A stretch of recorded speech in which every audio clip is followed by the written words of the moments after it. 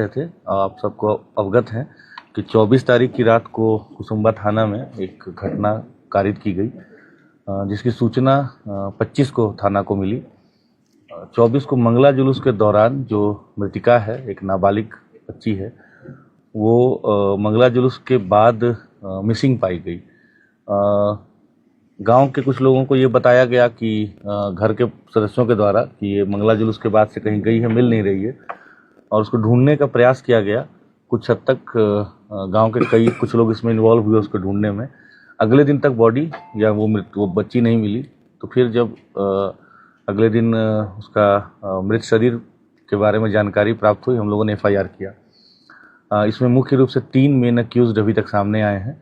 इसमें एक खुद उसकी माँ है, रेशमी देवी, दूसरा भीम राम है, और तीसरी एक जो तंत्र मंत्र करती हैं, ओझा गुनी जिसको भी कहते हैं, एक महिला है, शांति देवी। जो मृतिका की माँ है और भीमराम के बीच करीब 10 वर्षों से अनैतिक संबंध की बात सामने आई है, और उनके जो पति हैं वो महाराष्ट्र में कुछ रोजगार करते हैं और कम ही घर आना जाना होता है। मृतिका के जो बाकी भाई बहन हैं वो भी उनको अपने पिता के नज़र से ही देखते हैं, और एक तरह से उस परिवार के ऊपर भीमराम का कंप्लीट होल्ड जैसा है। तो इनके जो पुत्र हैं, मतलब मृतिका का जो भाई हुआ, उसके विषय में उनकी माँ काफ़ी चिंतित रहती थी, क्योंकि वो मानसिक और शारीरिक रूप से उनको कमज़ोर लगता था। साथ में उनका इकलौता बेटा था, तो उनको हमेशा इस बात की चिंता रहती थी कि कैसे इसका भविष्य उज्जवल हो जाए, ठीक हो जाए, स्वास्थ्य भी इसका अच्छा हो जाए। ओझा गुनी का जो उनकी विश्वास है, वो पिछले कई सालों से वो जो हम लोग बताए कि शांति देवी हैं, जो ओझा गुनी करती हैं, और जो एक भक्तिनी जिसको कहा जाता है ग्रामीण परिवेश में, उनके पास जाती थी।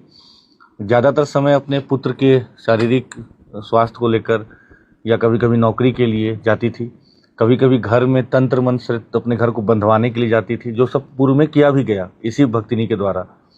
कभी अगर जमीन का भी विवाद हो, किसी भी तरह के व्यक्तिगत जो उनकी समस्याएं होती थी, उसके लिए वो जाने लगी थी।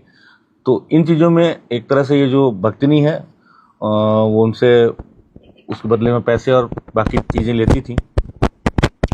उनके घर में, जैसा मैंने बताया, कि हर चीज़ के लिए वो डिपेंड करती थी भीमराम के ऊपर।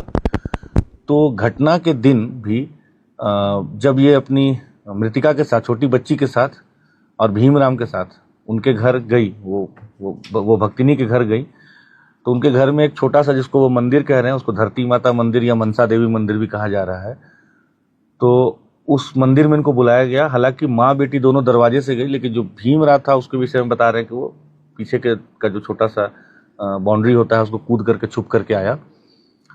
और उस समय पहले वो भक्तिनी के द्वारा बताया गया कि इसके ऊपर देवास आया हुआ है, मतलब माता आई हुई, जिसको हम लोग ग्रामीण बोलचाल में कहते हैं, और उसको टिकाव करके कुछ अपना मंत्र का वो ढोंग करके और छोड़ दी। बच्ची वापस से आकर के और जो मंगला जुलूस था उसमें पार्टिसिपेट करने लगी, और भक्तिनी के द्वारा बताया गया कि आप दोबारा से आइए, इसको लेके अच्छे मुहूर्त वगैरह के बारे में बताते हुए कि 9:30 बजे के 9 बजे के आसपास के बाद आना है। जब दोबारा से गए तो, और साथ में ये भी बताया गया कि जो हम आज करेंगे, इसका इलाज करेंगे, जो बलि हम देंगे, उसमें हमको एक मेल पुरुष का जरूरत पड़ेगा। तो मृतिका की माँ इस काम के लिए भीमराम को दोबारा अपने साथ लेके गई, और मृतिका को भी लेके गई।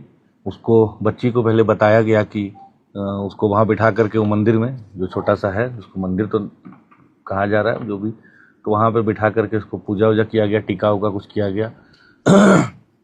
उसको मुकुंदाना और इलायची वगैरह का प्रसाद खिलाया गया, और बोला गया कि तुम्हारे ऊपर कुछ दोष है, आज हम लोग जो उपचार कर रहे हैं, इससे तुम दोष मुक्त हो जाओगी। फिर इनकी मान्यता थी कि जो वहाँ बसवाड़ी है, जो हमारा, जहाँ से हमें शव बरामद हुआ बाद में, कि उसी बसवाड़ी में वहाँ के भूतों को बांध के रखते हैं।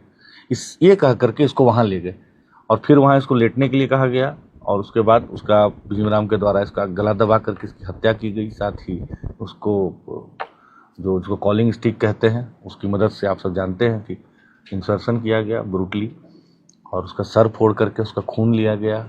तो ये सारी जो कृत्य हुआ है, इसमें हम लोगों के पास काफ़ी पुख्ता एविडेंस और जो सूचना भी प्राप्त हो रही थी और एविडेंस भी हम लोगों को मिला।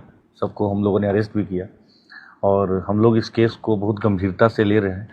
हम लोग पूरी तरह से प्रयास करेंगे कि इसको हम लोग स्पीडी ट्रायल में ले करके जल्द से जल्द मृतिका को हम लोग न्याय दिलाएं और कठोर से कठोर हम लोग उसको दंड दिलवाने का पूरा प्रयास करेंगे।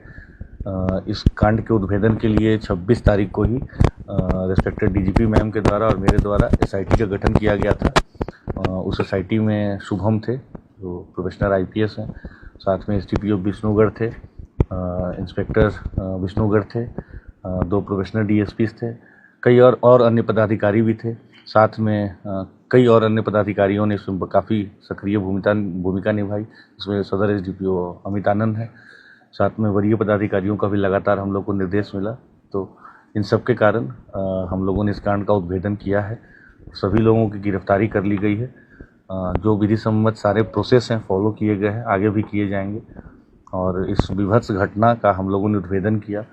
आप लोग जानते हैं कि घटना कारित होने के बाद ये भीमराम ही है जिसने कि इस घटना को कई तरह के कलर देने की कोशिश की। बार बार वो पुलिस को गुमराह करने के लिए, इन्वेस्टिगेटिव एजेंसी को गुमराह करने का प्रयास करता रहा। But finally on the basis of very good evidence हम लोगों ने तीनों को आज अरेस्ट किया है। स्टेटमेंट उनका नहीं देखा है, लेकिन अगर आया होगा हो सकता है। एसपी साहब, तब इसमें कॉम्पेंसेशन नहीं मिलना चाहिए परिवार को? इन विषयों पर मुझे लगता है कि उपायुक्त महोदय आप लोग को डिटेल से